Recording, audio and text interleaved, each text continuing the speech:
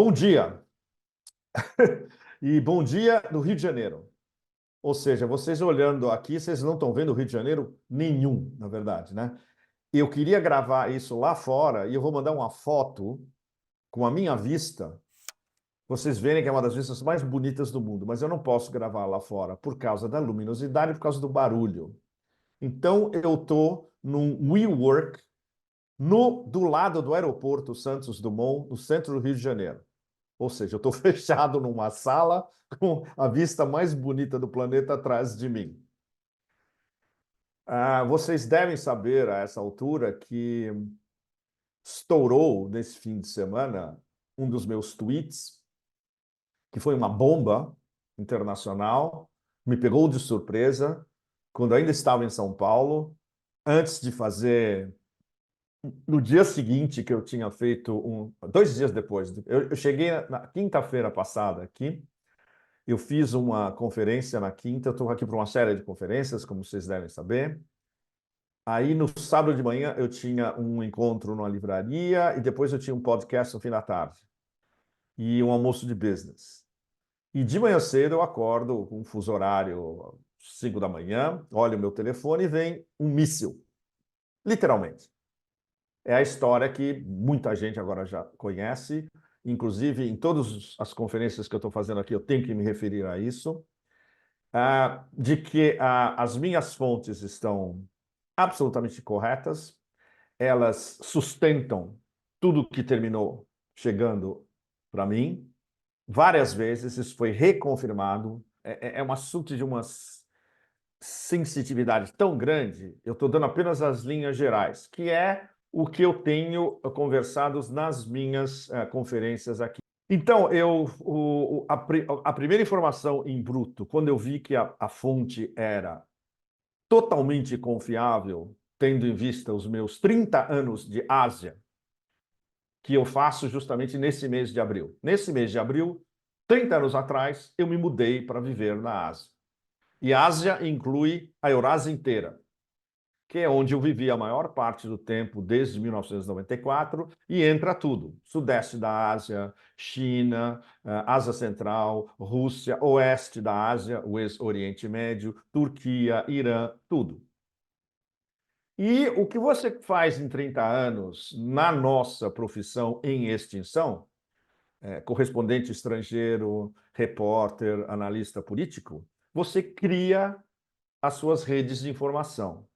E você estabelece um processo de confiança mútua, onde você respeita as suas fontes, e muitas delas viram seus amigos, em muitos casos amigos pessoais, e eles respeitam porque eles sabem que você vai tratar as informações mais sensíveis que eles possam passar para vocês com sobriedade, com qualidade, e que nunca haverá uma traição, nem do lado nem do outro. É o que, em todas as latitudes da Ásia, é um processo longo, trabalhado, que inclui muitos encontros, especialmente pessoais, e aí cria-se uma atmosfera de confiança mútua. Que é porque essa informação terminou chegando para esta pessoa, para este ocidental, um pouco asiatizado depois de 30 anos de convivência. Depois, claro, eu tive uma batelada de perguntas que algumas das principais foram respondidas. E, por causa disso, eu consegui reconstituir mais ou menos digamos, a linha de comando e de onde surgiu a informação inicial. E hoje à noite eu tive a confirmação definitiva de onde veio a informação oficial, que é um negócio literalmente de cair a boca, o queixo, tudo, né? Então, eu paro por aqui no momento nessa história e eu vou falar um pouco de estar no Brasil também. O principal em relação a esse, digamos, mistério barra escândalo dessa informação extremamente sensível é que, a partir de agora, com um novo paradigma que está se instalando, eu diria, por toda a Eurásia, não só no oeste da Ásia, que concerne o cerne dessa informação, mas o oeste da Ásia e o centro da Ásia e a Eurásia como um todo é uma nova equação. Isso já foi discutido várias vezes, inclusive em uma das minhas colunas na semana passada, foi discutido em várias das minhas entrevistas, podcasts aqui já no Brasil, vai ser discutido em podcasts no mundo anglo-americano, e essa nova equação que, inclusive antes da última nova equação determinada pelos iranianos, com a resposta ao ataque dos israelenses contra o consulado iraniano em Damasco, também residência do embaixador iraniano, e a resposta iraniana que foi devastadora, mesmo sendo uma mensagem, mesmo sendo parcial, e isso a gente tem inteligência adicional comprovando já que o, o que foi atingido em Israel é extremamente sério. E isso está diretamente ligado com o misto de medo e pânico que tomou conta da liderança israelense, onde agora está acontecendo, inclusive, expurgos de responsáveis de inteligência. Essa nova equação tem várias declinações nesses últimos meses, especialmente depois do que aconteceu em outubro do ano passado, que provocou e continua provocando a resposta israelense, que é um genocídio em Gaza. Indefensável, inexorável já nos fatos, e que continua, e que está se perpetuando, e que está lentamente se transformando numa segunda parte, um genocídio dentro de um genocídio, que é provocar uma fome de massa em Gaza, ou o extermínio da população e a expulsão da população de Gaza. É o fenômeno mais aterrador do século XXI, sem competição. O eixo da resistência está respondendo a isso, digamos, em vagas. São vagas de resposta que quebram o paradigma anterior a cada resposta. A primeira foi o que aconteceu no próprio dia, no 7 de outubro, como isso pegou os sionistas, ainda que estivessem avisados, ainda que esperassem algo, e pela sua resposta e não resposta, é um misto de pretexto e um misto de incompetência, para as diversas sequências, ou seja, Hezbollah segurando o front no sul do Líbano, as milícias Hashd al-Shabi no Iraque atacando interesses, digamos, imperiais e interesses ligados, do Império ligados com o seu porta-aviões no oeste da Ásia, Israel.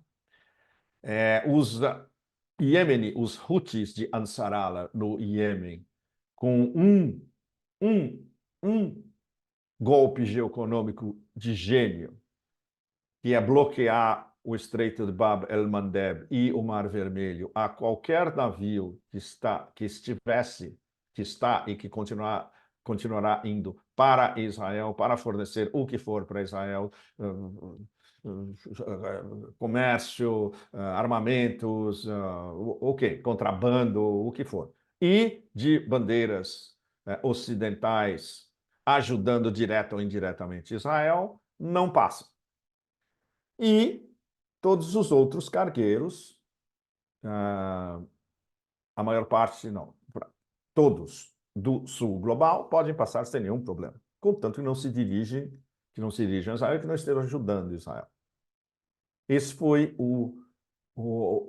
digamos, o nexo geoeconômico de gênio que Ansar Allah, os Houthis de Ansar Allah chegaram e que os transformou imediatamente, já havia uma enorme simpatia em relação aos Houthis de Ansar Allah no sul, no mundo islâmico e no sul global, e agora eles são considerados heróis, não só em todo o mundo islâmico, quanto na maioria global. E, evidentemente, depois desse ataque extremamente provocatório de Israel, destruindo a Convenção de Viena contra o consulado, residência do embaixador em Damasco, a resposta iraniana, extremamente calculada e mesurada, os deixou ainda mais desequilibrados.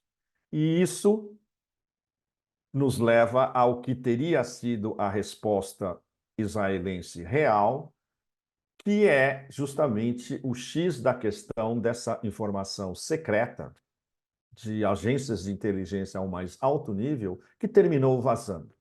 Não era para ter vazado. Por exemplo, eu conversei com um embaixador de altíssimo nível, eu prefiro não dizer de onde. O embaixador me falou duas coisas extremamente sérias. A primeira, se isso é verdade, é extremamente plausível. Ou seja, ele deixou a porta aberta, mesmo como diplomata. E veja bem, havia um diplomata diretamente ligado a como a informação chegou para mim. E o mais importante é o que ele disse na sequência. Se for verdade, ninguém vai deixar que isso venha a público. Isso não pode vir ao público porque é de uma sensitividade absolutamente extrema e houve o que a fonte de onde veio a primeira informação deixou bem claro no último parágrafo da sua mensagem. Todos os principais envolvidos chegaram a um acordo de que isso não pode chegar a público. O problema é que uma das agências de inteligência que tem essa informação, isso terminou vazando. E vazou via fontes diplomáticas. E aí terminou chegando para mim. O que foi vazado é até onde essa fonte original está disposta ou estaria disposta a que vazasse. Tanto que todas as minhas perguntas subsequentes, eles responderam vagamente apenas uma ou duas. E uma das perguntas chaves era: por que eles querem que o público, a opinião pública global, saiba que isso aconteceu? Qual seria o interesse a curto, médio e longo prazo? E o fato de que as duas fontes de inteligência separadas sustentam a história a 1000%, 1.000.000%, quanto vocês quiserem colocar. E isso precisava ter certeza. Do meu ponto de vista, como jornalista e analista, eu precisava ter certeza absoluta. Mas tudo isso faz parte de um novo paradigma. E quem está construindo um novo paradigma de relações internacionais como um todo são atores na Eurásia. Isso dá para vocês já começarem a, inclusive, pensar e como isso se encaixa em tudo que está acontecendo nos últimos anos, nos últimos meses, desculpe, especialmente nos últimos 6 meses. Eu passo agora para falar um pouco do Brasil no Brasil, que é algo que, no meu caso, acontece uma vez por ano. Eu venho ao Brasil uma vez por ano, fico alguns dias, faço algumas conferências e volto para a minha área de trabalho, que é Otanistão e Eurásia. Ou Eurásia contra o Otanistão. No Brasil, até agora, para mim tem sido extremamente instrutivo. Eu aprendi muita coisa do que está acontecendo no Brasil no momento, que é algo, se você está fora, não tem como acompanhar. Eu tive discussões extremamente sérias sobre o atual governo, o que pode acontecer na sequência, as limitações do governo Lula, as pressões que sofre o governo Lula e, em diversos níveis, a aglutinação de forças a favor e contra no Brasil como um todo. Foi muito legal rever, evidentemente, São Paulo, a cidade onde eu nasci, evidentemente. Eu estou no Rio de Janeiro, que é a cidade onde eu passei os mais belos dias da minha adolescência. Eu cresci um pouco entre as duas e, mais uma vez, a vista aqui atrás, vocês não fazem ideia de... Fazem, vocês sabem que é uma vista maravilhosa. Infelizmente, a gente não pode mostrar. Mas o aprendizado para o visitante, para o nômade que volta à terra onde nasceu, é sempre uma experiência riquíssima, é uma experiência emocionalmente muito forte, de você reencontrar amigos que você não vê em alguns casos, até décadas, e muito, ou conversar. como você conversava quando era jovem, é, é muito tocante. Então, eu ainda estou tentando fazer a conexão budista-taoísta de por que que isso aconteceu justamente agora. Essa história estourou logo depois que eu tinha chegado no Brasil, vindo do Otanistão. E no meio dessa vertigem, você está no Brasil, você está viajando no Brasil, você está sob o efeito da geleia geral brasileira dessa metralhadora de informações e de emoções que é a vida no Brasil cotidiana, que todo mundo que vive no Brasil experimenta, ainda mais numa língua que você domina totalmente, muitas vezes em várias das latitudes onde eu estou, ou eu não falo a língua, ou eu tenho um conhecimento relativo da língua, que é diferente. É a língua materna, que você nunca escuta. Você escuta uma vez por ano quando você volta.